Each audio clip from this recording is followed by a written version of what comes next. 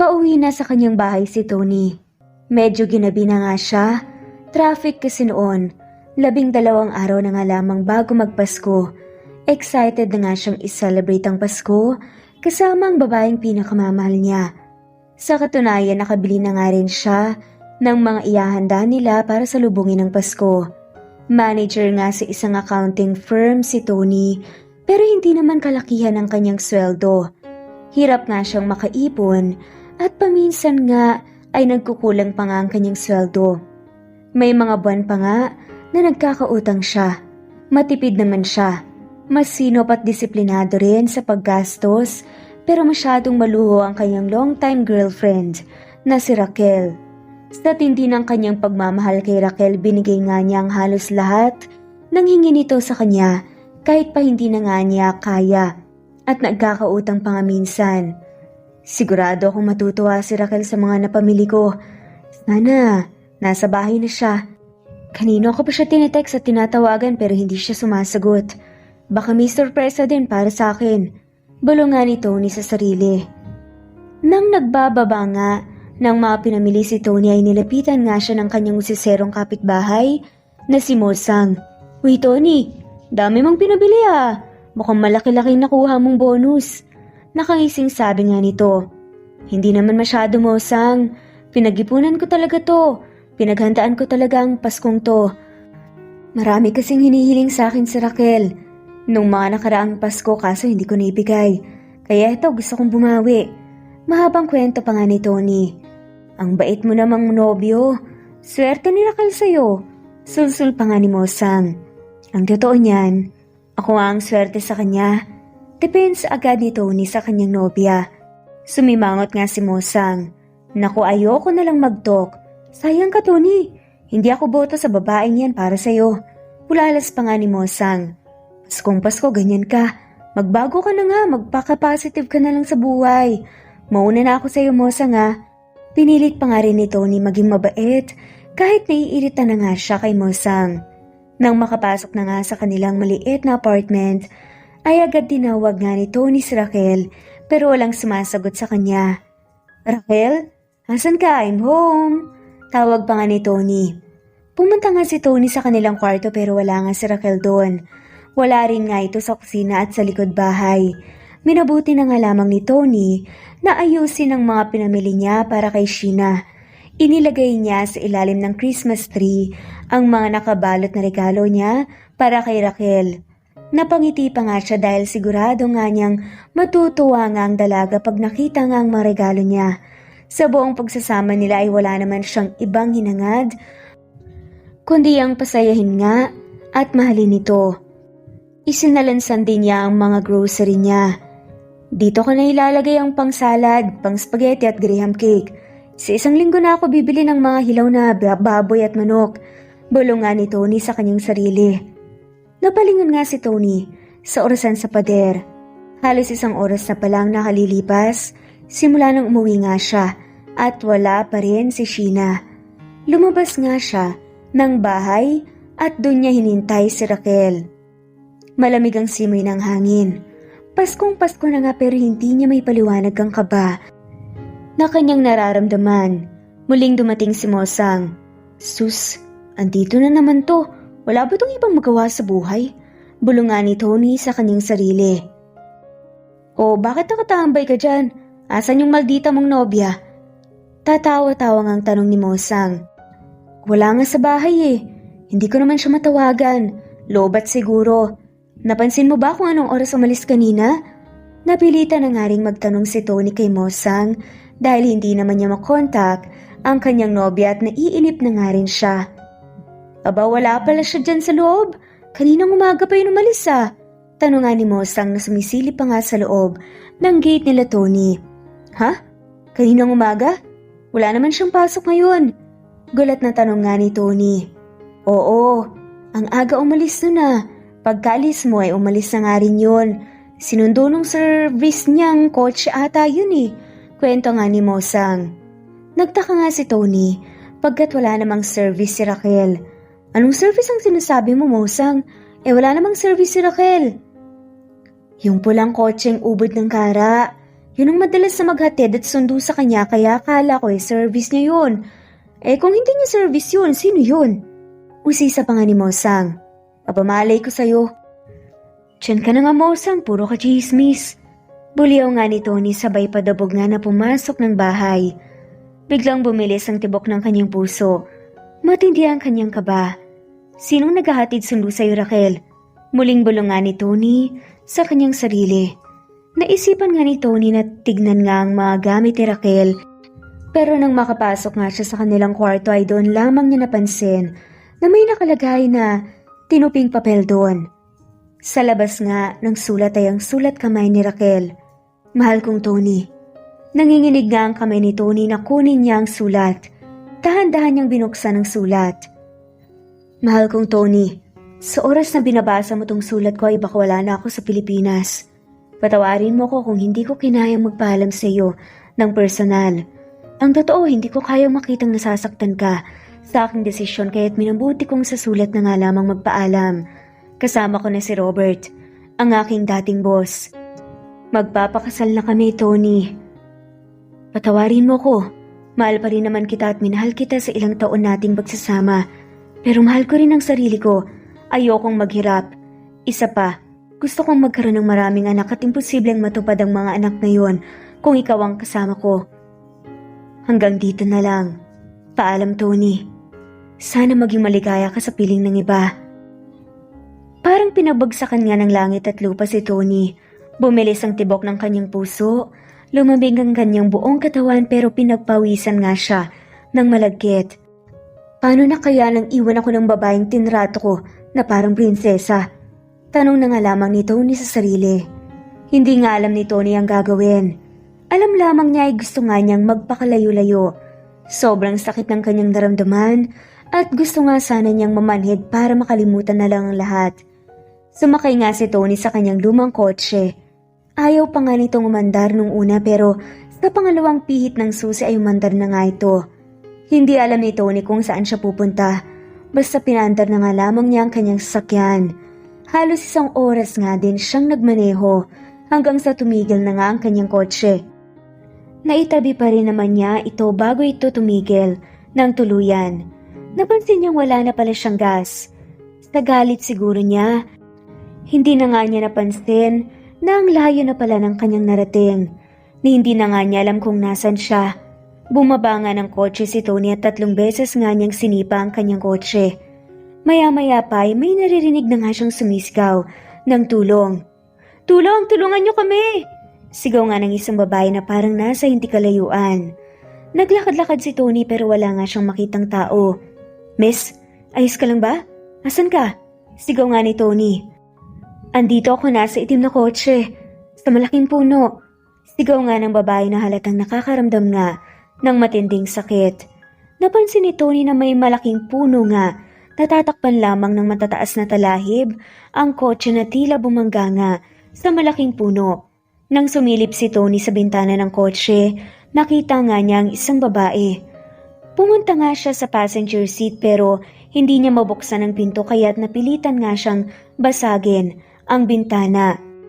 Miss, okay ka lang ba? Muling tanong nga ni Tony. Bobby, buti naman at dumating ka na. Hirap na ako. Tulungan mo ako, Bobby. Parang awa mo na. Sabi pa nga ng babae na tila nagdedeliryo na nga sa sakit na nararamdaman. Bobby? Sino si Bobby, miss? Hindi ako si Bobby. Tony ang pangalan ko. Tanong nga ni Tommy. Tulungan mo ako, manganganak na ako, Bobby. Umiiyak nga na saad ni Sheena. Ha? Naku po, teka lang, miss ha. Kailangan kang madalas ospital. Natatarantang sabi nga ni Tony. Hindi na ako aabot sa ospital, tulungan mo na lang ako lumipat sa likod ng kotse. Pakiusap nga ni Sheena. Ha? Bakit kailangan mong lumipat sa likod? Kabadong tanong nga ni Tony. Huwag ka nang tanong ng tanong, Bobby. Lalabas na ang baby. Lipat mo na ako, dali. Sigaw nga ni Sheena. Nanginginig nga ang kamay ni Tony pero maingat nga niyang binuhat at inilipat nga sa likod ng kotse si Sheena. Dito ka pumwesto, sa may paanan ko. Saluhin mo ang baby. Utos nga ni Sheena. Naku, hindi ako marunong nito eh. Hindi ako doktor at hindi ko rin alam ang gagawin ko. Hindi ako nurse. Bulalas nga ni Tony pero wala rin siyang nagawa Kung hindi pumwesto na nga para saluhin ang baby. Saluhin mo ang... Hindi na natapos ni Sheena ang kanyang sinasabi dahil humilab nga ang kanyang tiyan. Napahawak nga siya sa kamay ni Tony. Nakailang iri na nga rin si Sheena bago tuluyang nailabas ang sanggol. Awang-awa nga si Tony dahil hirap na hirap nga sa panganganak si Sheena. Halos mawala naman ang kulay ang kamay ni Tony sa higpit ng pagpiga nga ni Sheena dito sa tuwing iiri nga siya. Nang sa wakas, ay mailabas nga ang sanggol na wala na nga ng malay si Sheena sa hirap at sakit na kanyang pinagdaanan. Miss, okay ka lang ba? Kabadong-kabado nga si Tony. Umiyak nang umiyak ang sanggol kaya lalong nataranta si Tony. Ito ang unang beses na nakapagkalong nga siya ng bagong panganak na sanggol. May narinig nga siyang papalapit na motor kaya't maingat nga niyang inilapag ang sanggol sa tabi ni Sheena. Nakalampas na nga ang motor pagdating nga ni Tony sa kalye pero nagsisisigaw nga siya at napukaw naman ang atensyon ng lalaking nagmamaneho sa motor. Binalikan siya nito. Ano nangyari sa inyo? Bakit puro kayo dugo? Takot nga na tanong ng lalaki. May babaeng nanganak doon sa kotse kanina. Pakiusap. Tumawag po kayo ng tulong. Hinihingal nga na pakiusap pa nga ni Tony. Ganun po ba? May hospital sa hindi kalayuan dito. Hintayin niyo ho ako. Hihingi ako ng tulong. At dali-daling umalis na nga ang lalaki na nakamotor. Nang makalis nga ang lalaki, bumalik na nga si Tony kay Sheena. Binantayan nga nito at pati na nga rin ang sanggol. Hindi naman nagtagal ay dumating na nga ang isang ambulansya. Sumakay si Tony sa ambulansya para samahan nga ang mag-ina. Ipinakiusap nga rin niya na tumawag nga sila nang magtotow sa kotse ng babaeng nanganak. Pagdating sa ospital agad nga na inasikaso ng mga doktor si Sheena at ang sanggol. Nang may lipat na nga sa kanyang ospital room si Sheena, ay agad ditong pinuntahan ni Tony. Hi, maiksing bati nga ni Tony. Ngumiti lamang si Sheena at tila nagpipigil nga ng iyak. Okay ka lang ba, miss? Nag-aalalang tanong nga ni Tony. Ayos na ako. Salamat sa pagsama mo sa akin dito sa ospital at salamat sa pagsama sa akin habang nanganganak ako. Pasensya na sa abala. Nahihiyang sabi nga ni Sheena. Wala yon. Ako nga pala si Tony. Nakangiting sabi nga ni Tony at lumapit na nga siya para makipagkamay kay Sheena. Ako naman si Sheena at inabot nga nito ang kamay ni Tony at nakipagkamay rin. Nice to meet you. Pero teka, may mga kamag-anak ka ba na gusto mong tawagan ko? May mga makakasama ka ba dito? Si Bobby. Ilang beses mo akong tinawag ng Bobby kagabi eh. Baka gusto mong tawagan ko siya bago ako umuwi para may makasama ka dito. Sunod-sunod nga na tanong ni Tony. Napailing na nga lamang si Sheena. Wala na akong mga magulang. At tanging si Bobby lamang ang pamilya ko.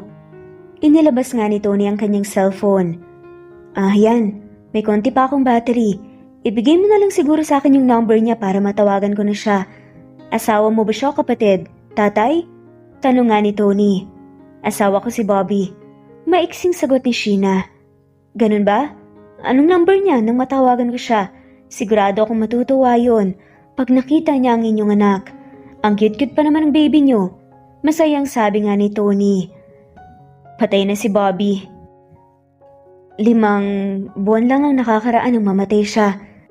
Sa isang aksidente. Salaysay nga ni Sheena habang umiiyak. Naku, pasensya ka na. Hindi ko alam na patay na pala ang asawa mo. Nagimbal nga si Tony sa kanyang narinig. Nahawa nga siya kay Sheena. Mahirap mawala ng minamahal. Alam niya yon pero sa tingin niya ay mas mahirap ang sitwasyon ni Sheena. Kailangan niyang harapin mag-isa ang pagpapalaki sa kanilang baby. Ayos lang naman. Nung nakita mo ako kagabi, na-aksidente rin ako. Sumakit ang tiyan ko kaya't papunta sana ako sa ospital. Tumindi ang sakit nito nang nasa biyahe na ako kaya nawalan ako ng kontrol at bumangga sa puno na yon. Buti na lang nga at napadaan ka.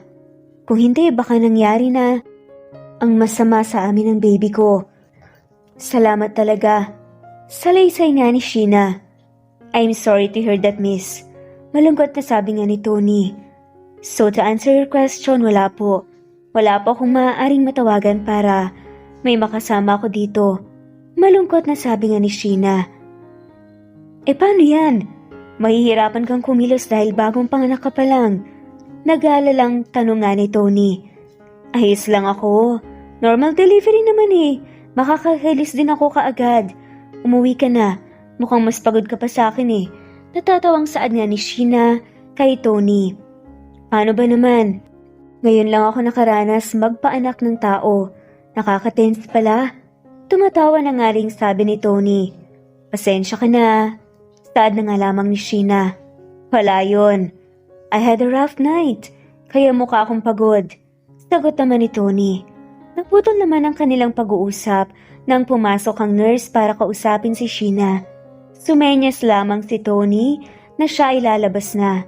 Tumango lamang si Sheena. Nang makaalis na nga ang nurse at napag-isa na nga si Sheena ay nakaramdam nga siya ng lungkot at takot. Ilang beses nga niyang sinabi kay Tony na kaya nga niyang mag-isa pero ang totoo natatakot nga siya. Hindi niya alam kung paano nga niya kakayanin ang lahat. Nang mag-isa ngayong patay na nga ang kanyang asawa. Maging ang maiwang mag-isa nga sa kwarto, yun ay kinatatakutan niya pero nahihiya naman siyang magpasama sa isang tao ngayon pangalang niya nakilala. Pero naabala na nga niya ng sobra-sobra. Pakalipas ang halos isang oras muling umiiyak si Sheena nang biglang pumasok si Tony na may daladalang mga eco bags na naglalaman ng mga pagkain. Anong ginagawa mo dito? Ano yung mga yan? Nagtatakang tanungan ni Sheena. Mga pagkain to. Naisip ko kasi, magdamag pala akong hindi kumain. Ikaw naman sa tingin ko matindi rin ang pagod mo sa panganganak at kailangan mo ng pagkain. Pasensya ka na sa mga nabili ko. Ito lang kasi ang mga nagkasya sa perang dala ko eh. Paliwanag ni Tommy. Nagulat na nga lamang siya nang lalong umiyak si Sheena. Akala ko kasi umuwi ka na. Ang totoo niya natatakot talaga ako mapag-isa ngayon eh. Naluluhang ang saad niya. Kinuha nga ni Tony ang panyo mula sa kanyang bulsa at iniabot nga ito kay Sheena. Huwag ka nang umiyak. Hindi naman kita iiwan. Salamat. Emosyonal nga na saad ni Sheena. Wala yun. Maiksing sagot ni Tony. Nakakahiya naman kasi sa'yo. Baka mamaya may kailangan ka rin puntahan eh. Sabi nga ni Sheena. Don't worry about it. I'm not going anywhere. Or should I say I don't have anywhere else to go. Madamdaming sabi nga ni Tony. Kumain na lang tayo. Gutom na ako eh. Nagpapatawang sabi nga ni Tony at nagsimula na nga siyang maghanda ng mga pagkain. Masaya nga silang kumain. Nagkwentuhan. Panandalian nga nilang nakalimutan ang kanilang mga takot at kalungkutan. Matapos kumain ay inakala nga ni Sheena na aalis na nga si Tony. Ayos lang ba kung dito ako sa couch matutulog? Tanong nga ni Tony. Sure ka ba na hindi ka pa uuwi? Tanong naman ni Sheena. Oo naman. Bakit pinapauwi mo na ba ako? Hindi ah. Mas gusto ko nga na may kasama eh. Nahihiya na lang talaga ako sa'yo. Matulog ka na lang. Dahil sa matinding pagod ay agad nga silang nakatulog. Umaga na nga nang magising nga si Sheena. Dinala naman ng nurse sa kanyang tabi ang kanyang sanggol. Agad naman niyang ginising si Tony. Tony, andito na yung baby ko. Hello baby. Wika naman ni Tony. Sabay lapit nga sa magina na nasa hospital bed. Napaka-cute naman ng baby na yan. Anong pangalan niya? Tanong pa nga nito. Jessica ang ipapangalan namin sa kanya. Ipapangalan ko. Hindi pa ako sanay na wala si Bobby. Madalas ko pa rin isipin na dalawa kaming magpapalaki sa bata. Emosyonal nga na sabi ni Sheena. Kung nasan man ang asawa mo, Sheena, siguradong masaya siya at nakapanganak ka ng maayos at healthy ang baby mo. Sana nga. Alam mo ba, siya ang pumili sa pangalang Jessica. Excited pa nga siyang mag-alaga at makipaglaro sa anak namin eh. Sayang at hindi man lamang sila nagkakilala. Ni hindi nga niya nasilayan ng aking anak. Hayaan mo na. Alam kong kaya mong mapalaki ng maayos ang anak mo. Magdasal ka lang palagi. Salamat Tony ah. Madamdaming saad nga ni Sheena. Oo nga pala. Uuwi lang ako, maliligo lang ako at masyado na ako marungis. Baka may mga gusto kang ipabili sa akin. Alok nga ni Tony. Wala naman. Ayos lang ako. Gusto ko sanang kumuha ng mga damit ko sa bahay pati na nga rin gamit ni Baby Jessica. Pero wala naman akong mautusan. Ani nga ni Sheena. Kung maitiwala ka sa akin, maaari akong pumunta sa bahay mo. Kumuha ng mga gamit nyo. Alok nga ni Tony. Utang namin ni baby ang buhay namin sa'yo. Siyempre naman may tiwala ako sa'yo. Natatawang saad nga ni Sheena. Ganito na lang. Ilista mo ang address mo pati na rin ang mga ipapakuha mong damit. O gamit. Tsaka ibigay mo sa akin ang cellphone number mo. Tatawagan kita kapag nandun na ako sa bahay mo. Sige, pero nakaimpake na yon. Nasa sala lang ang mga bags namin. Nakapatong sa sofa. 2 bags lang naman ang mga yon. Isa para kay baby at isa naman para sa akin. Basta lahat ng yon. Kaso hindi ko na nadala dahil sobrang sakit ng tiyan ko kagabi Kwento pa nga ni Sheena. Isinulat nga ni Sheena ang kanyang address at ibinigay yon kay Tony. Yung kotse mo at kotse ko ay nasa gawaan na nga pala. I-repair daw nila ang kotse mo. Yung kotse ko naman, gas lang naman ang problema. Kaya ka ba nandun sa lugar na yon? Naubusan ka ng gas? Bakit hindi mo napansin? Sira ba ang gauge mo? Natatawang tanong nga ni Sheena. Ayos naman ang gauge ko. Sadyang hindi ko lang napansin na wala na pala akong gas. Ayun, kasi nung gabing iniwan ako ng long-time girlfriend ko. Sa sobrang sakit ng nararamdaman ko, hindi ko napansin na wala na pala akong gas. Nagmaneho lang ako ng nagmaneho noon. Gusto kong makalayo. Gusto ko lang mawala ang sakit na nararamdaman ko. Kwento pa nga ni Tony. O sige na, baka magkaiyakan pa tayo Uwi na ako, babalik na lang ako pag nakuha ko ng mga gamit. Dagdag pa nga ni Tony. Sige, mag-ingat ka Malambing nga nabilin ni Sheena. Teka, kaya mo na ba si baby? Nag-aalalang tanong nga ni Tony. Oo naman, at siya kukuhanin na nga rin siya ng nurse mamaya. Ibabalik din siya sa nursery. Sige, alis na muna ako. Baka hindi mo na ako makilala kapag bagong ligo na ako Biro pa nga ni Tony. Puro kakalokohan. Ilang weeks pa nga lang silang magkasama o days pa lang ata, naging magkaibigan na nga silang matalik. Parang anggan nga ng loob nila sa isa't isa. Umalis na nga si Tony, umuwi na nga siya sa bahay, naligo nga siya at nag-impake na nga rin siya ng ilang damit niya. Nagpadala na nga rin siya ng email sa kanyang boss na mayroon nga siyang emergency at hindi na muna siya makakapasok ng ilang araw. Ang sunod nga niyang pinuntahan ay ang address nga na ibinigay ni Sheena. Ang spare key ay nasa paso sa likod nga ng bahay. Nang makapasok na nga siya sa sala, agad nga niyang napansin ang mga larawan na nakasabit sa pader. Laking gulat nga niya nang makita ang larawan ng isang lalaking kamukhang kamukha niya. May isang malaking kwadro kung saan nakalagay ang wedding picture ni Sheena at Bobby. Sa baba nito ay may maliliit na picture frames. Mga larawan ng mag-asawa nang sila ay mga bata pa. Dinampot nga ni Tony ang isang frame ng larawan ni Bobby nung siya ay bata pa. Napabulong nga siya sa kanyang sarili. Ano to? Parang ako tong nasa picture Grabe naman ang resemblance namin, para kaming kambal. Naputol ang kanyang agam-agam nang magringa ang kanyang cellphone. Hello? Bati nga ni Sheena. Sheena, sagot ni Tony. Nandyan ka na ba sa bahay ko, Tony? Oo, andito na ako.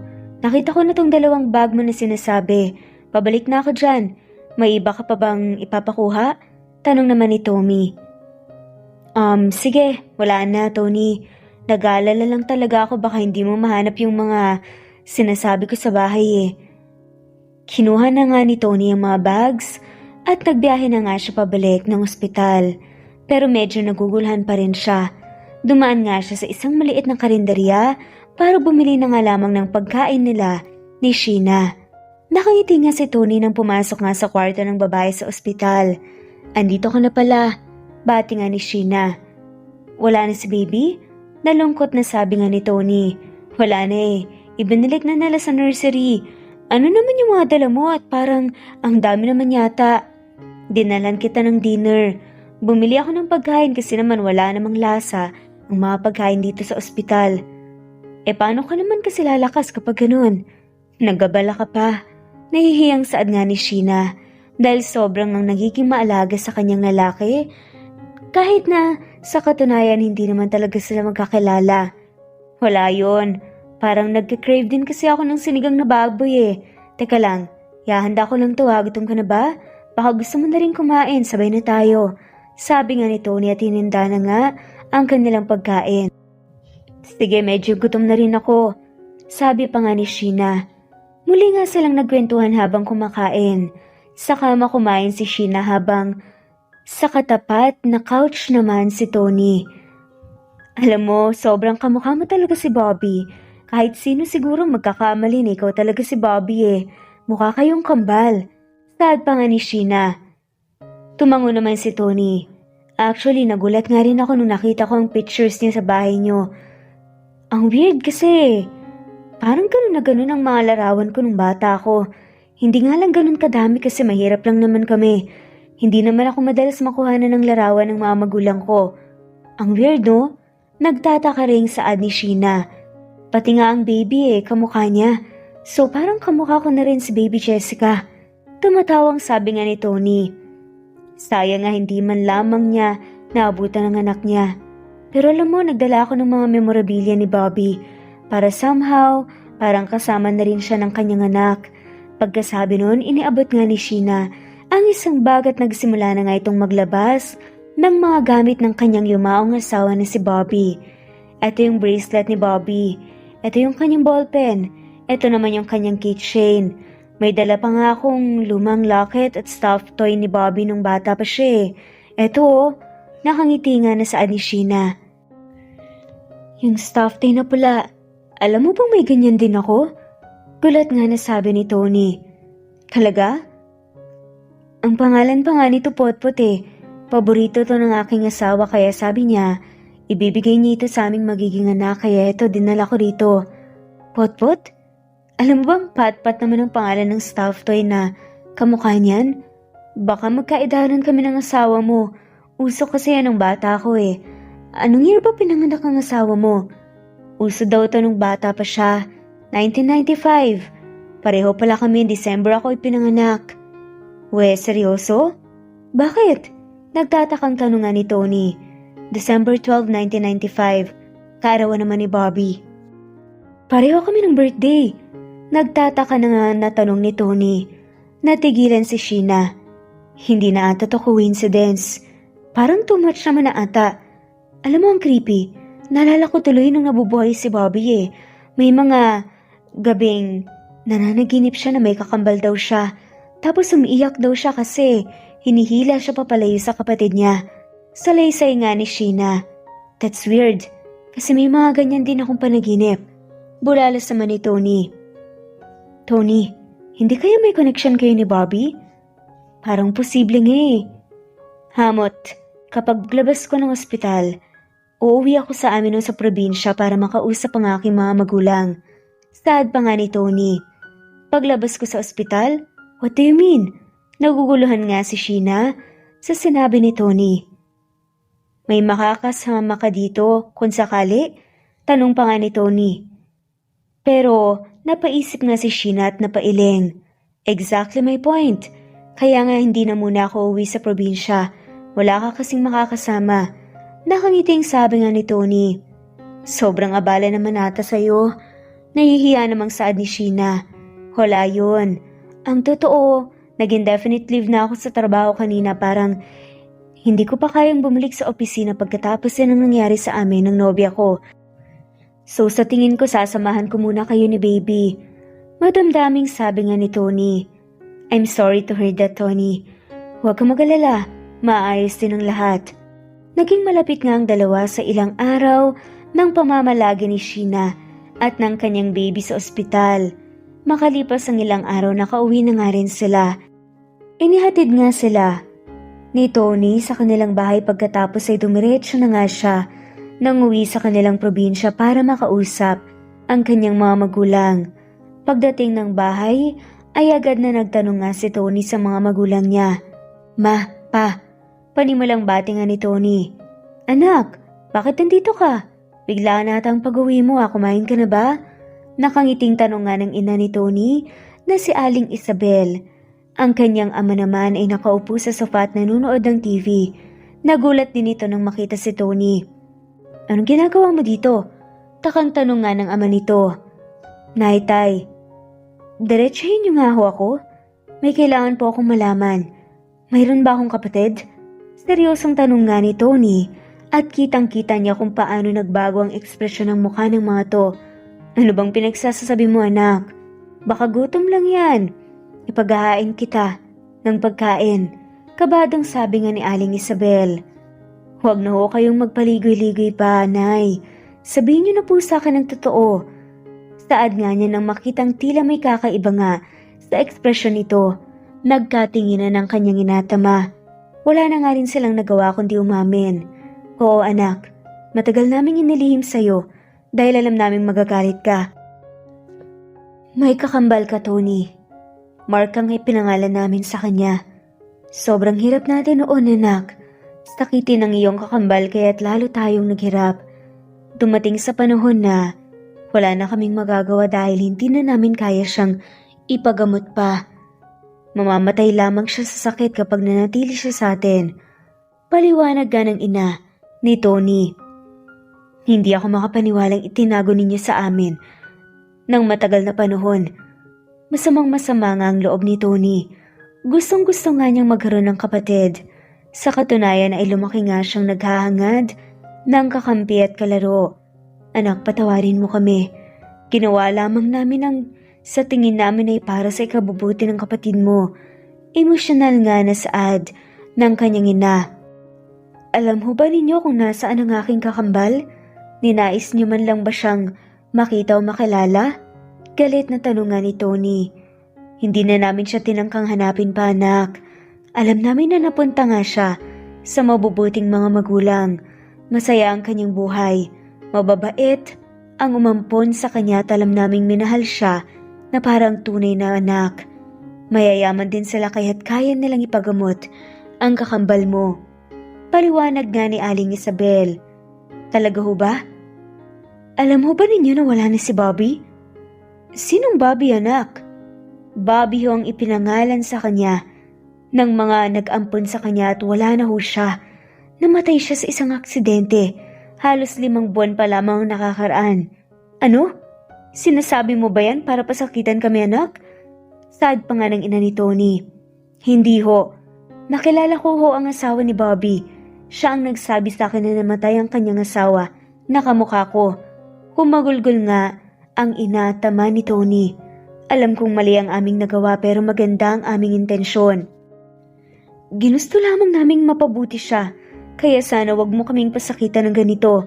Sabi naman ng ama ni Tony. Totoo ang aking sinasabi.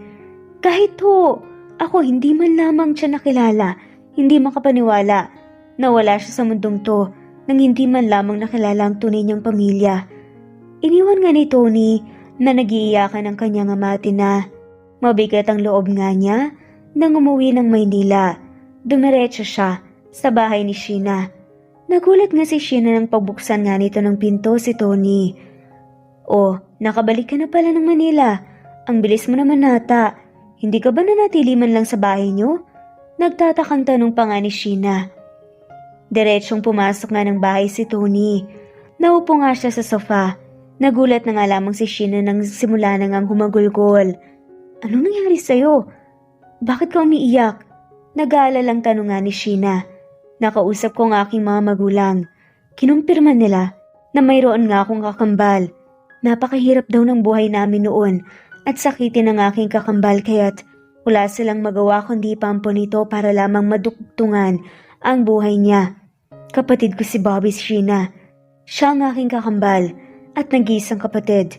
Masakit para sa akin na nawala siya sa mundong to nang hindi man lamang niya ako nakilala bilang kapatid niya. Kapatid mo si Bobby? Naiyak na nga rin si Sheena. Oo, Sheena. Kaya siguro, ganun na lang din ang gaan ng loob ko sa sanggol na yan. Lukso ng dugo. Kadugo ko si baby Jessica. Paliwanag pa nga ni Tony. Naiyak na nga rin si Sheena. Awang-awa nga siya kay Tony pero hindi nga niya alam kung anong sasabihin dito para gumaan ang pakiramdam nito. Tinabihan na nga lamang siya at saka hinawakan ng kamay para iparamdam ang pagdamay dito. Nang mahimasmasan na nga si Tony, ay may ipinakiusap nga ito kay Sheena. Maaari mo ba akong samahan sa Puntod ng aking kakambal? Tanong nga ni Tony. Oo naman. Kailan mo ba gusto? Tanong naman ni Sheena. Bukas sana pero paano si baby Jessica? Parang hindi naman safe na dalhin natin siya sa pampublikong lugar. Kapapanganak mo pa lamang, sa kanya at mahina pang resistensya niya. Wika nga ni Tony. Yung matandang kasambahay namin. Iwan na lang muna natin sa kanya si baby. May tiwala naman ako sa kanya eh. Bata pa si Bobby, kasambahay na nila yun. Hindi na nga lang siya nananatili dito dahil nag-aalaga nga siya ng kanyang mga apo pero maaari ko naman siyang pakiusapan na pumunta dito bukas. Paliwanag nga ni Sheena. Sige, salamat. Dadaanan na lang kita dito bukas, mga 12:00 ng tanghali. Walang problema. Nagpaalam na nga si Tony at kinabukasan nga ay sinundo nga niya si Sheena papunta sa puntod ng kanyang kapatid. Naging emosyonal si Tony pagdating sa puntod. Halos 1 oras nga rin silang namalagi sa puntod ni Bobby. Ikinuwento lamang ni Sheena ang mga alaala ni Bobby. Hangad niyang kahit na kwento lamang ay makilala nga ni Tony ang kanyang yumaong kapatid. Hapon na nga nang sila ay umalis sa sementeryo. 1 linggo na nga lamang bago magpasko kaya't napakabigat na nga ng trapiko. Ginabi na nga sila sa daan. Sa kasamaang palad ay nag-overheat nga ang kotse ni Tony. Malapit-lapit na nga rin sana silang makauwi pero itinabi na nga lamang muna ni Tommy ang kanyang kotse sa gilid ng kalsada.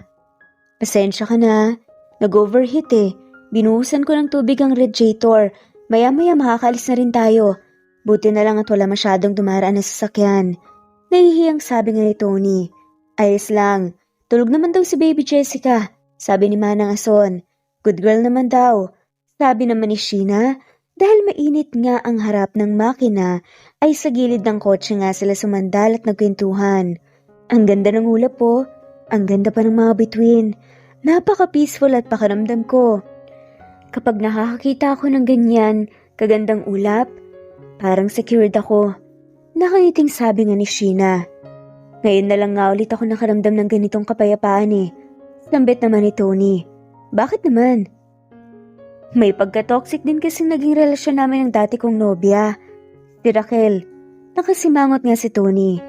Bakit? I was never enough for her. Nagsisikap naman ako pero ang dami kasi niyang gusto.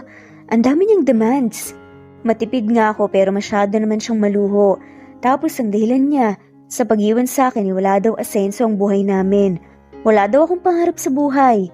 Masama ang loob ni Tony sa pagkukwento nga kay Sheena. Ang sakit naman pala niyan. Gaano katagal ba kayong magnobyo? Tanong nga ni Sheena. 7 taon din kaming magkarelasyon. Lahat ng gusto, binibigay ko, kaya hindi ako nakakaipon. Tapos nung wala akong naipon, isasabihin wala akong asenso. Saan naman ako lulugar, hindi ba? Kita niya nga ni Tony. Kalma lang. Hayaan mo na siya. Baka hindi talaga kayo para sa isa't isa. Alam mo, naniniwala ako na may isang tao na para sa atin. Alam mo, yung kahit bali-balik ta rin ang mundo ay makakarating at makakarating siya sa'yo. Yung tulad ng dating nobya mo, maaaring part lang siya ng kwento mo pero hindi siya yung nasa kwento mo. Character lang siya. Nadadaan sa buhay mo. Mahabang paliwanag nga ni Sheena. Well, I would love to think na meron ngang para sa akin. Gusto ko rin naman yung may mag-aalaga sa akin. Buong pagsasama namin ni Raquel ako talaga ang nag-alaga sa kanya. Hindi naman niya ako inalagaan. Minsan nga pakiramdam ko hindi naman niya ako mahal. Parang kailangan lang siguro niya ng tao na tatanggap sa kanya. Yun bang andyan lagi para sa kanya no matter what? Kwento pa nga ni Tony. Halatang mahal na mahal mo siya. Wala namang masama doon. Pero sa susunod ay magtira ka kasi ng konti para sa sarili mo. Konting pagmamahal. Konting pera, ganun. Natatawang sabi pa nga ni Sheena. Ikaw, kung okay lang tanungin kumusta naman ang pagsasama ninyo ng kakambal ko? Tanong nga ni Tony. Maayos naman kami. Mabait naman ang kakambal mo. Bihirang-bihira kami mag-away kaya nga sayang at nawala siya ng maaga. Medyo emosyonal nga na saad ni Sheena. Sa tingin mo, may iba ring nakatadhana sa'yo? Posible, pero hindi naman mawawala sa puso ko ang kapatid mo.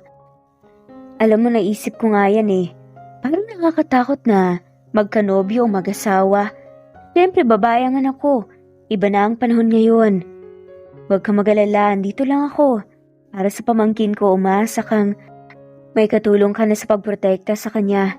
Teka, okay na tong makina. Umuwi na tayo at baka namimiss ka na ni baby. Matapos ihatid nga ni Sheena, ay umuwi na nga rin si Tony. Nang gabing yun ay hindi makatulog si Tony, iniisip niya ang mga sinabi ni Sheena. Hindi nga kaya para sa kanya si Raquel? May iba nga kayang nakalaan para sa kanya? Pero kahit anong kumbinsin niya sa kanyang sarili ay hindi nga niya may kakaila. Na mahal pa nga rin niya si Raquel. Matagal na nga rin ang kanilang pinagsamahan at hindi nga niya ito kayang basta iwaglit na nga lamang. Dito siya nakabuo ng plano. Pupuntahan nga niya si Raquel at hihingin nga niyang makipagbalikan ito sa kanya. Bagamat nahahati ang atensyon ni Tony, ay hindi pa rin maipagkakaila na nasasaktan pa nga rin siya sa pag-iwan sa kanya ng kanyang nobya. May mga gabi pa nga rin na hindi siya makatulog. May mga oras pa rin na hindi nga niya mapigil ang maiyak. Madalas pa rin nga siyang malungkot.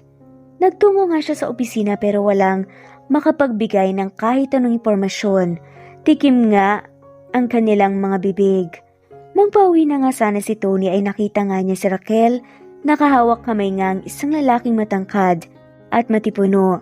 Halatang may sinasabi ito sa buhay. Patakbong lumapit nga si Tony sa dalawa. Raquel! Tinawag nga ni Tony si Raquel at gulat na gulat naman ito nang makita si Tony. Anong ginagawa mo dito, Tony? Iritableng tanungan ni Raquel.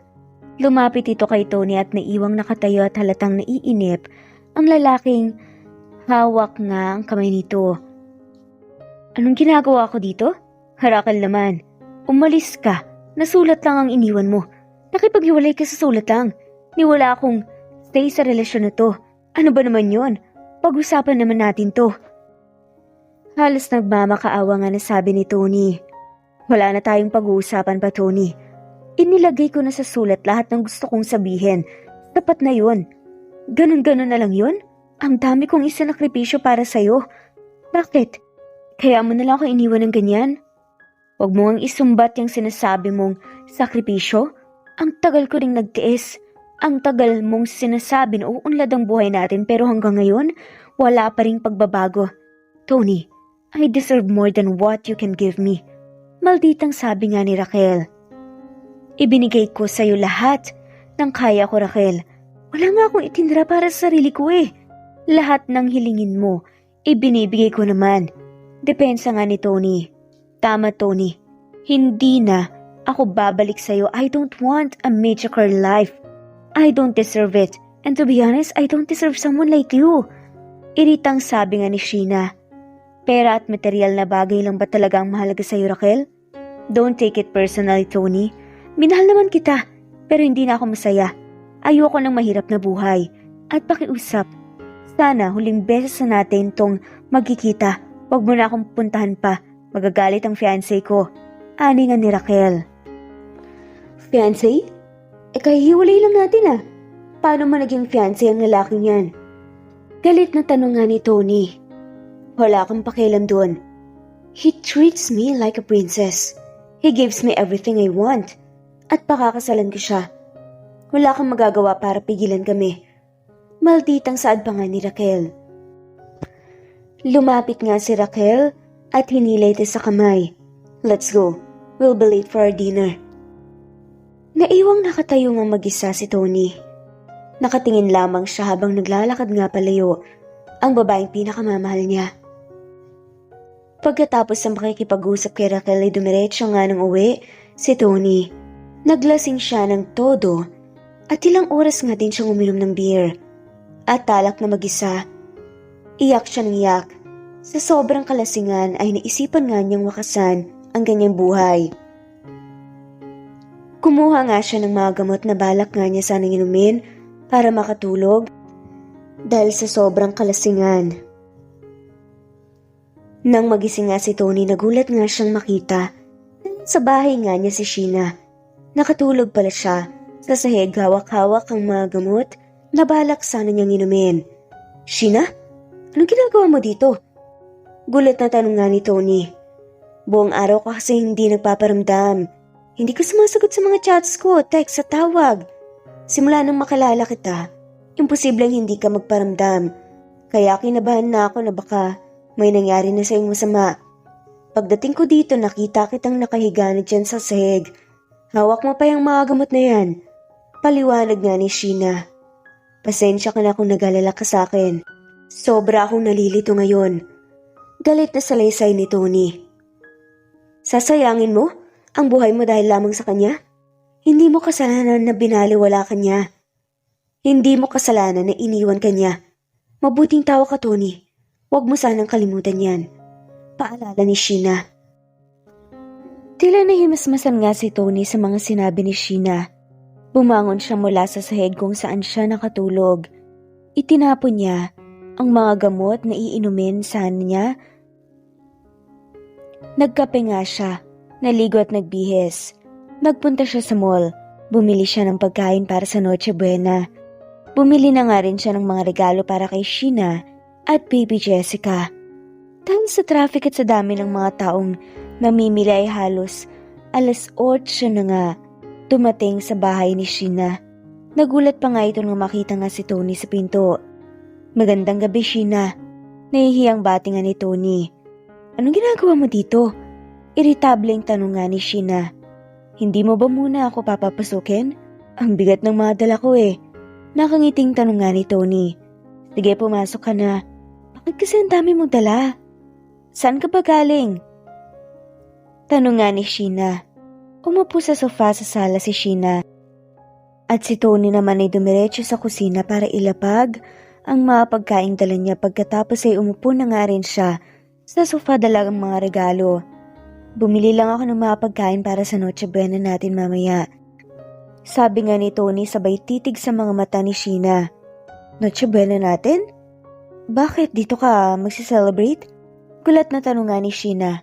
Ayaw mo ba? Tila na nga asar naman na tanong ni Tony. Ano ba yung mga yan? Regalo ko sa inyo ni baby. Iniabot nga ni Tony kay Sheena ang mga paper bags ng regalo. Huwag kang mag-alala. Hindi naman mamahalin ng mga yan. Disiplinado naman ako sa paggastos ng pera. Pero huwag mo munang buksan. Hindi pa pwede. Mamayang 12:00 mo nalang buksan. Nakaiting bilin nga ni Tony. Hindi ko bubuksan, ginagawa mo kung bata eh. Natawang saad nga ni Sheena. Kunin mo si baby Jessica, manood tayo ng TV habang naghihintay ng bisperas ng Pasko. Kinuha nga ni Sheena ang sanggol at naupo sa tabi ni Tony. Hinawakan nga ni Tony ang kamay ng sanggol at nagsorry dito. Sorry baby ha, kung naging marupok si Tito Tony mo. Pangako hindi na yun mangyayari. Hindi kita iiwan. Aalagaan at poprotektahan kita hanggang sa paglaki mo. Pulong nga ni Tony sa sanggol. Pagkatapos ay kay Sheena naman siya humingi ng paumanhin. Pasensya ka na sa nangyari. Hindi na mauulit. Pangako nga ni Tony. Siguraduhin mo lang. Pabirong saad naman ni Sheena. Salamat na naalala mo ko. Siguro kung di mo ako pinuntahan, baka may masama nang nangyari sa akin. Baka wala na ako. Siguro kung hindi dahil kay baby Jessica, baka naituloy ko ng masamang bala ko sa sarili. Maramdaming sabi nga ni Tony. Alam mo, basta wag mo nang ulitin yun ha.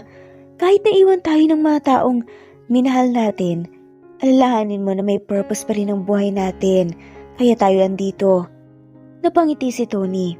Pangako, nanood nga sila ng mga palabas sa TV. Hindi nila napansin na nakatulog pala sila. Mag-12 na nga nang tumunog ng alarm sa cellphone ni Tony. Napangiti nga siya ng paggising nga niya.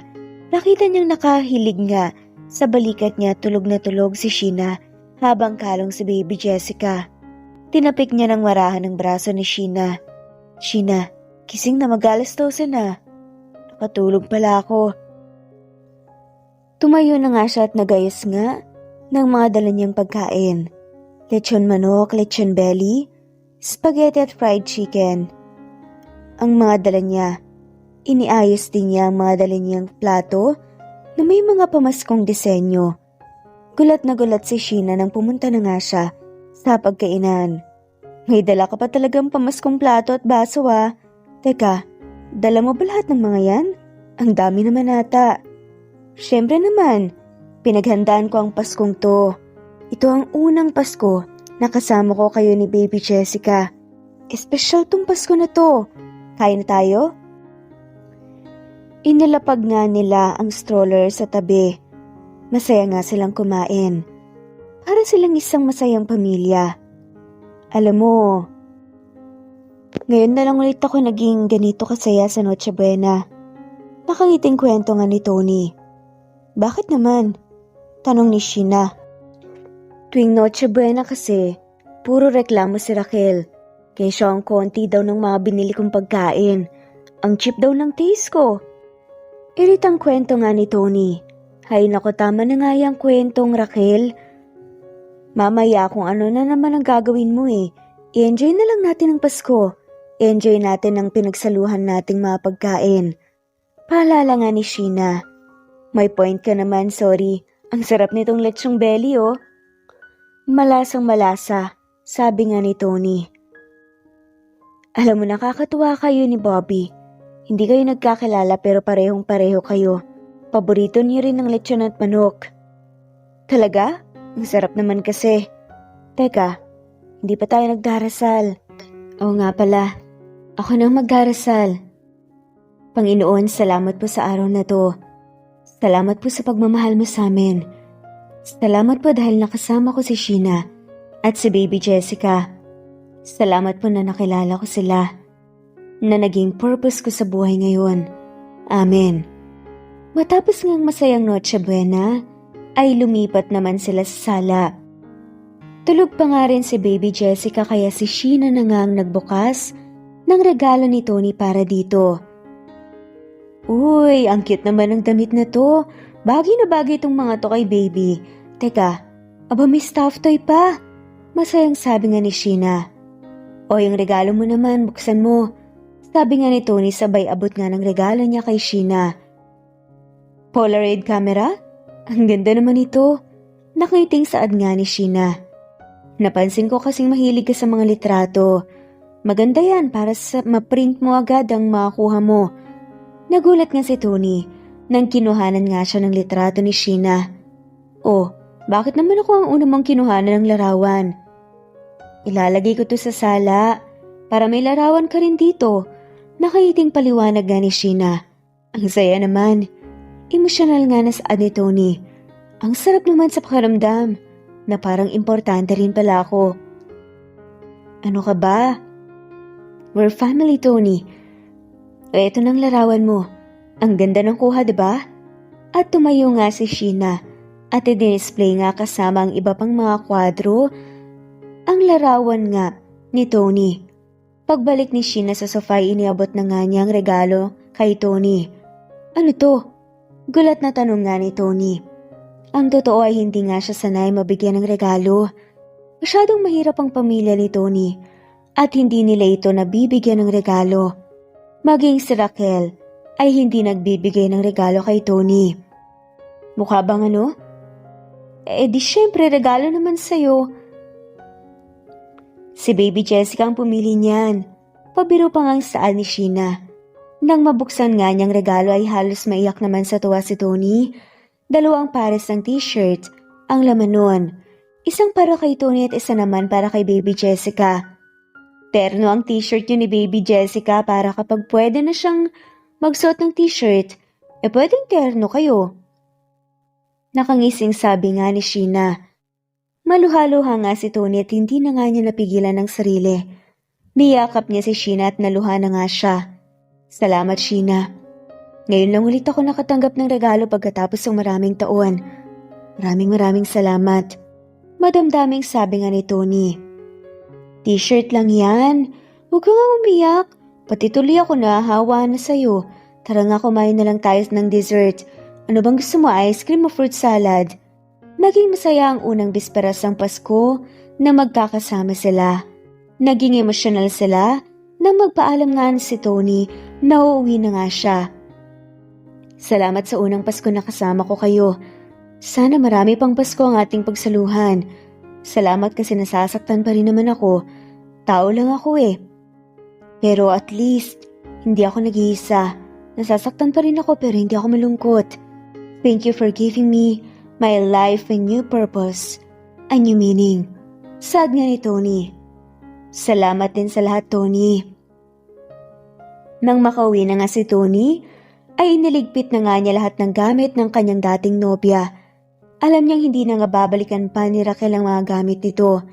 Mayaman ang bagong asawa nito at kayang-kaya nitong ipamili ng mga bagong gamit si Raquel. Nilagay niya lahat ng gamit sa isang malaking kahon at bukas ay dadalhin na nga niya yon sa simbahan para i-donate. Nagpatuloy nga ang masaya nilang samahan. Araw-araw ding pumupunta si Tony sa bahay ni Sheena. Si Sheena naman ay sa bahay na lamang nagtatrabaho para maalagaan nga niya si baby Jessica. Isang araw pagdating nga ni Tony sa bahay ni Sheena ay tila may sakit nga si baby Jessica. Oh, anong nangyari kay baby? Nag-aalalang tanong nga ni Tony. Hindi ko rin alam eh. Basta umiyak na lang siya nung umiyak. Pinapainom ko na nga ng gatas, ayaw niya. Ayaw din matulog. Kanina pa rin niya ninantok eh. Maiyak-iyak nga. Nasaad ni Sheena. Lumapit nga si Tony sa crib at kinalong nga si baby Jessica. Ang init ni baby ah. Ha? Akala ko malamig lamang ang kamay ko dahil sa aircon. Paliwanag nga ni Sheena. Hindi Sheena nilalagnat si baby Jessica, kaya siya iyak ng iyak. Sabi nga ni Tony. Ha? Ang tanga ko naman nanay. Hindi ko man lang napansin na nilalagnat siya. Antok na antok kasi ako eh, ilang araw na akong pagod at walang tulog. Umiiyak nga na paliwanag ni Sheena. Ayos lang yan Sheena. First time mom ka eh, at pagod at puyat ka kaya minsan may namimiss out ka talaga. Doble ingat lang siguro sa susunod. O paano tara dalhin na natin sa ospital sa baby Jessica? Wika nga ni Tony. Nagtungo na nga sa ospital ang dalawa. Nang nasa emergency room nga sila ay ring nga ang cellphone ni Tony. Uy, kanina pa nagre-ring ang cellphone mo ah. Hindi mo ba sasagutin? Tanong nga ni Sheena. Eh hindi naman importante yan. Sad nga ni Tony. Paulit-ulit ang tawag, imposibleng hindi importante. Sige na, sagutin mo na. Sa wakas sinagot na nga ni Tony. Hello? Good evening, boss. Asan ka? Tanong nga ng amo ni Tony. Boss, saka nagkaroon kasi ng emergency eh. Kanina pa kami naghihintay ng client mo. Ano bang nangyari sa'yo? Pasensya na talaga boss, dinala namin si baby Jessica sa ospital. Excuses. We'll talk about this tomorrow. Alam mo namang importante ang dinner na to kasama ang ating mga kliyente. Hindi ka maaasahan, Tony. Nang matapos nga ang kanilang pag-uusap, ay nagalala nga si Sheena. Alam, may lakad ka? Nag-aalalang tanong nga nito. Wala yan, client dinner lang. Ano ka ba, Tony? Naririnig ko ang boses ng boss mo. Napindot mo kaya yung speakerphone? Narinig ko na may importante kayong dinner with the client. Bakit hindi mo sinabi sa akin na may lakad ka pala? Nakaabala pa kami ni baby Jessica. Nahihiyang saad nga ng babae kay Tony. Sheena, hindi kayo abala ni baby sa akin. Oo, importante ang client meeting ngayon pero mas importante kayo sa buhay ko. Tsaka, may mas importante pa ba sa buhay ng tao? Napabuntong hiningi si Sheena. Tony, sobra-sobra ng abala namin sa'yo. Nakakahiya na. Hindi kayo abala sa akin at isa pa. Masaya akong makatulong sa inyo, Sheena. Huwag mo nang alalahanin yun, mag-uusap naman kami bukas. Natignan nga ng doktor si baby Jessica ng gabing yun. Viral lang daw, kaya't binigyan lamang ito ng gamot at pagkatapos pinauwi na nga rin. Inihatid nga ni Tony ang mag-ina sa bahay nila at saka ito umuwi sa apartment niya. Maging ang doctor's appointment ay laging kasama ni Sheena si Tony. Paminsan-minsan nga napapagkamalan nga itong ama ni baby. Ay, ang cute naman ng baby. Pangalan niyo po ba, sir? Tanong nga ng nurse kay Tony. Tumangon na nga lamang at tumawa na si Tony. Hoy, tinatanong ka ng nurse kung panganay mo raw ba? Bakit tumango ka? Bakit ba? Halakak na nga lamang ni Tony. Isang gabi nga, ay sa bahay nga ni Sheena, naghapunan si Tony. Galing trabaho dumiretso na nga siya sa bahay ni Sheena matapos ang masayang hapunan at Pinatulog na nga niya si baby Jessica. Nasa sofa nga siya at nanonood nga ng TV habang tulog naman sa kanyang dibdib ang sanggol. Maya-maya pa ay lumapit na nga si Sheena para kunin ang baby. Inihiga niya ito sa kanyang crib at saka binalikan nga si Tony sa sala. "Oh, ano, ginabi ka na? Ang kulit mo kasi, sabi ko na sa'yo, ako nang magpapatulog sa bata. Masyado kang mapilit." Sabi pa nga ni Sheena. "Ayos lang naman. Ang sarap kasi sa feeling kapag napapatulog ko si baby. Tapos ang sarap pa na amuyin. Alam mo yung amoy gatas sa baby? Basta parang kalmado kasi kapag kalong ko siya. Alam mo yung parang kaping may sariling mundo na kami lang ang tao. Parang ganun yung bonding namin." Emosyonal pa nga na paliwanag ni Tony. Tunay nga namang napalapit na nga siya sa sanggol. "Baka gusto mong magkape?" Alok nga ni Sheena. "Sige nga, parang wala pa rin ako sa mood matulog eh. Sabado naman bukas eh, wala akong pasok." Nakangiting sabi nga ni Tony. "Halika, doon tayo sa balcony magkape. Ang sarap ang simoy ng hangin doon." Aya nga ni Sheena. Nang dala-dala na nga niya ang tray na may kape. Baka umiyak si baby, hindi natin marinig. Pag-alala nga ni Tony. "Ano ka ba? Nakabili na ako ng baby monitor, ito oh. Maririnig naman na natin kung nagising na siya. May video at audio na siya." Sabay nga nilang pinagmasan ang sanggol sa baby monitor. Halos ilang minuto nga silang nakatitig lang sa sanggol. Napaka-cute ni baby. Nakakawala ng pagod kapag nakatitig ako sa kanya. Nakangiting sabi nga ni Tony. "Masyado ka na atang napapalapit kay baby ah." Nakangiting sabi ni Sheena. "Oo nga eh. Minsan nga feeling ko anak ko na rin siya. Hindi ko maiwasang mag-alala ng sobra." Saad pa nga ni Tony. "Kaya nga eh. Salamat sa lahat ng pag-aalala at pagtulong mo sa amin ah. Hindi ko alam kung paano ko kakayanin ng lahat ng to kung wala ka." Emosyonal nga, nasabi ng babae. "Huwag kang mag-alala, dito lang naman ako palagi eh." Saad naman ni Tony. "Okay ang baby monitor ah. Siguradong hindi mapapabayaan si baby." Dagdag pa nga nito. "Ang sarap talaga ng kape mo. Loko ka talaga, yung instant coffee lang yan ah." Natatawang sabi nga ni Sheena. Hindi nga nagtagal, ay tuluyan na ngang nahulog ang loob nila sa isa't isa. Gusto na nga sanang magtapat ni Tony kay Sheena pero inisip niyang dapat ay hintayin muna niyang magbabang luksa ang kanyang kapatid. Sabi-sabi ng mga matatanda na bago daw mag-asawa ang isang balo ay dapat maghintay muna ito ng 1 taon bago magpakasal o bago pumasok sa isang relasyon. Mahal nga ni Tony si Sheena at handa naman siyang maghintay. Hindi nila pinag-uusapan ang kanilang nararamdaman pero para na nga rin silang magnobyo at nobya. Nagsasakripisyo at nagpapasensya sila sa isa't isa. Magkatulong nga rin sila sa pagpapalaki ng sanggol. Hindi rin naman iba kay Tony. Ang baby, anak nga. Ito ng kanyang anak at babaeng nagpapatibok ng kanyang puso ngayon. Dahil din maganda ang kanilang samahan ay gumanda din ang disposisyon sa buhay ni Tony. Na-promote siya sa trabaho at binigyan nga rin siya ng company car. Sirang-sira na nga rin kasi ang luma niyang kotse. At dahil naghahatakan nga sila pa itaas, ay nakaipon nga rin ng maayos si Tony. Isang araw na galing sa check-up si baby Jessica, ay nagulat nga silang madatnan si Raquel sa sala ng bahay ni Tony. "Anong ginagawa mo dito? At bakit ka nakapasok dito?" Gulat na tanong nga ni Tony. Halo-halo nga ang kanyang nararamdaman. Nakakaramdam nga siya ng galit pero may parte sa kanyang puso na hindi niya maintindihan. "May susi ako sa bahay na to. Hindi ko pa naman ipinatapon at hindi ka pa rin naman nagpalit ng mga locks." Paliwanag nga ni Raquel. Nakasuot ito ng long sleeves at malaking shades sa sombrero. "Bakit ka ba nandito?" Tanong nga ni Tony. "Gusto sana kitang makausap." "Sino ba yung kasama mo?" Tanong nga ni Raquel. Sheena si Raquel.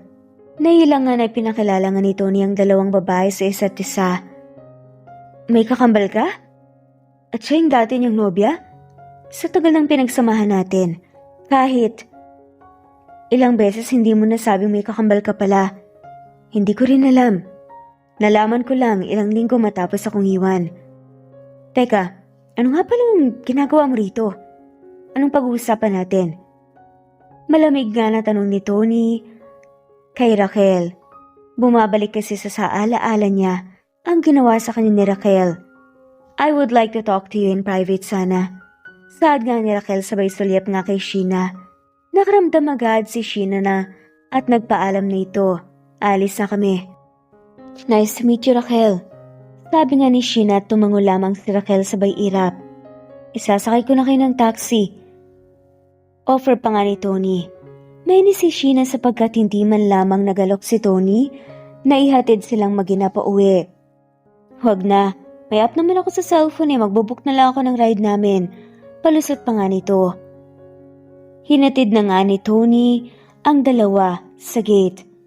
Anong sasabihin mo? Tanong nga ni Tony kay Raquel. Hinubad nga ni Raquel ang suot nitong sombrero at shades. Itinaas din ang manggas. Nagulat si Tony nang makita na maiksi at hindi pantay ang gupit ng buhok ni Raquel. May mga black eye. Ang mga braso nito ay puno ng sugat at pasa. Anong nangyari sa'yo? Sinong may gawa nito? Tanong nga ni Tony, sa tagal ng kanilang pagsasama kailanman, hindi niya pinagbuhatan ang kamay ang dalaga. Magkwento ka na. Ano bang nangyari? At sinong gumawa niyan sa'yo? Yung lalaking nakita mo nung huli, pumunta ka sa opisina ko. Siyang nanakit sa akin. Masyado kasi siyang seloso. Kapag may nakikita siyang kausap kang lalaki, sinasaktan niya ako. Minsan nga, ay hindi na nga niya ako pinalalabas ng bahay. Heto nga halos kalbuhin na niya ako. Ginumpit niya ang buhok ko para daw wag akong makalabas ng bahay. Naiiyak nga na kwento ni Raquel. Ano bang klaseng lalaki ang napangasawa mo? Pag mahal mo ang isang tao, hindi mo siya sasaktan. Isa pa hindi dapat sinasaktan ng lalaki ang isang babae. Hindi ko pa naman siya asawa. May hinang saad nga ni Raquel. Di ba fiancé mo siya? Hindi pa rin kayo kinakasal? Niloko niya ako. Nalaman kong kasal pa pala siya sa una niyang asawa kaya't hindi niya ako maaaring pakasalan. Mahirap yung pinasok mo, Raquel. So bakit ka nandito? Anong kailangan mo sa akin? Diretsahang tanong nga ni Tony. Gusto kong magpatulong sa'yo. Ayoko na makisama sa kanya. Kunin mo na lang ako. Dito na lang ulit ako titira. Pangako hindi kita iiwan. Pakiusap nga ni Raquel. Raquel, hindi ako sang-ayon sa ginagawa sa'yo ng lalaking yun. Kahit kailan hindi kita sinaktan, alam mo yan. Pero hindi kita maaaring kunin mula sa kanya at mas lalong-lalo na hindi ka maaaring tumira sa bahay ko. Mahinahong paliwanag nga ni Tony kay Raquel sa kanyang sitwasyon. Bakit? May bago ka na bang nobya? Yung babae ba kaninang nobya mo? Hindi ba't? Sa kakambal mo yun? Hindi ko siya nobya, Raquel. Pero siya ang babaeng pinakamamahal ko ngayon. Siyang nagpapatibok ng puso ko. And besides, bago ko pa man malaman na may something sa kanila dati ng kakambal ko. Hindi ko naman alam eh. Ipagpapalit mo ba ako sa isang nanay na? Wala ka namang taste, Tony. Galit pa nga na saad ni Raquel. Huwag mo siyang pagsalitaan ng ganyan, Raquel. Maaari kitang samahan. Mag-report tungkol sa pananakit sa'yo ng lalaking yun pero hindi ka na maaaring tumira rito. Tinapos mo na ang ating ugnayan at hindi na yun maayos pa. Maaaring magkaibigan pa rin tayo in the future pero hindi pa siguro ngayon. Ganun pa man hangad kong maging masaya ka. Nais kong mapabuti ang iyong kalagayan. Mahabang salaysay nga ni Tony. I can't believe it. Pagsisisihan mo to, Tony. Makikita mo't pagsisisihan mong ipinagpalit mo ko. Banta pa nga ni Raquel. Hindi kita ipinagpalit. Kahit kailan, Raquel. Iniwan mo ko. Pero huwag kang mag-alala, sigurado akong merong tao para sa'yo. Buksan mo lang ang puso mo. Emosyonal nga na saad ni Tony. Kung ayaw mo akong pabalikin dito. Di don't. Bahala ka sa buhay mo. Galit na saad pa nga ni Raquel. Isinuot nga nito ang sombrero at shades. Nakapadabog na umalis. Hindi mo na ako makikita. Pagsisisihan mo. Nang makalis ang dalaga, tinawagan naman ni Tony si Sheena para alamin kung nakauwi ba sila ng maayos. Hihingi rin sana siya ng paumanhin dahil nataranta nga siya at hindi na nga niya naihatid ang mag-ina. Hindi sumasagot si Sheena sa mga tawag, text, at chat ni Tony kaya't minabuti nga nito na pumunta na lamang sa bahay nito. Gabi na noon at nagulat pa nga si Sheena nang makita nga si Tony. Bakit nandito ka? Baka magalit ang nobya mo. Irritableng sabi pa nga ni Sheena. Nobya ko? May nobya ba ako? Last time I checked, wala naman akong nobya. Not unless sinagot mo na ako. Natatawang sad nga ni Tony habang padabog na naguhugas nga ng mga plato si Sheena. Ewan ko sa'yo. Maiksing sagot nga nito. I get it. Nagsiselos ka ba kaya hindi mo sinasagot ang mga tawag at text ko? Pangasar pa nga ni Tony. Huwag kang ang feeling okay? Kung gusto mong pabalikin ang babaeng yun sa buhay at bahay mo, go lang. Huwag mo kaming alalahanin. Di ba't asawa lang naman ako ng kakambal mo? Nakakaawa nga ang taong yun eh. Binubugbog pala ang nobya niya. Gusto kong bumalik sa bahay pero sabi ko na hindi na pwede dahil may iba ng laman ng puso ko. Ha? Hindi ka pumayag na bumalik siya sa buhay mo? Bakit naman ako papayag? May iba naman lalaman ng puso ko. Character lang siya na dumaan sa istorya ng buhay ko. Andito na yung main character at hindi ko na nga siya pakakawalan pa.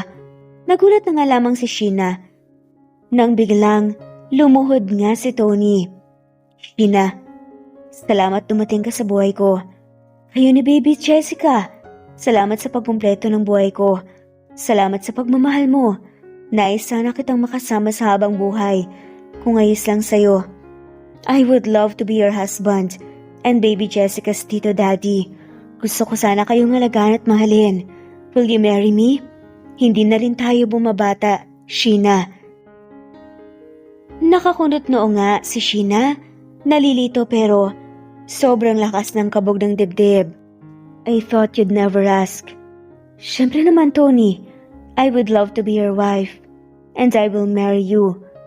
Tumayo na nga si Tony at hinalikan nga sa pisngi at noo si Sheena. Irereserba ko na sa kasal yung kiss sa lips. Pabirong sabi pa nga nito. Agad nilang inayos ang mga papeles para sa kasal. Dumating din sa Manila ang ama at ina ni Tony para dumalo sa kasal at para na nga rin makilala ang kanilang apo. Naging masaya ang kanilang pagsasama. Makalipas ang ilang buwan ay nagbuntis na nga rin si Sheena at ipinanganak nga nito ang kanilang kambal na anak. Tama naman si Sheena. May nakalaan na tao sa bawat isa sa atin. Mayroon mang mga taong dumating na nakit at lumisan ay kailangan nating maging matatag dahil karakter lamang sila. Sa ating istorya, ang main character ng ating buhay ay siguradong darating sa tamang panahon. At dito na nga po nagtatapos ang kwentong pagmamahalan ni Tony at Sheena. Maraming salamat po sa lahat ng walang sawang sumusubaybay at shoutout po sa mga sumusunod.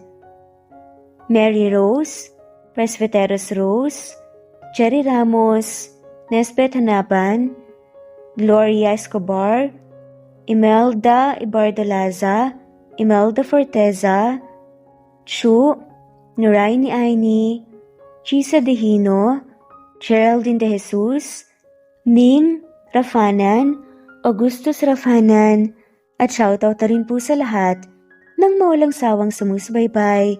Maraming salamat at muli. Ito ang J sa may